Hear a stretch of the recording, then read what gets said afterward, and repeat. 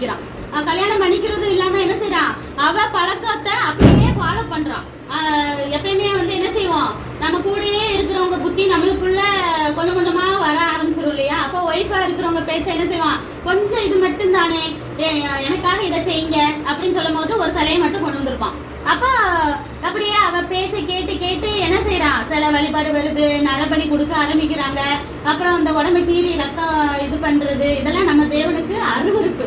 அதெல்லாம் அவன் என்ன செய்யறான், ராணிக்காக எல்லாத்தையும் செய்ய ஆரம்பிக்கிறான். ராஜாவும் ராணியும் செஞ்சா நாட்டு மக்கள் எப்படி இருப்பாங்க, அதை பார்த்து அவங்களும் அதே மாதிரி செய்ய ஆரம்பிக்காங்க. அப்படிக்கு அந்த அருவருப்பெல்லாம் தேசத்துல வர ஆரம்பிச்சிருது.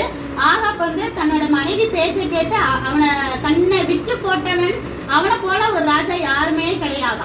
அந்த அளவுக்கு ஒய்ஃப் பேச்ச கேட்டு என்ன செஞ்சுட்டான், நாட்டையே குட்டி சுவராக்கிட்டான். அப்ப அதை வந்து தேவன் வந்து உணர்த்தணும், மக்களுக்கு உணர்த்தணும்.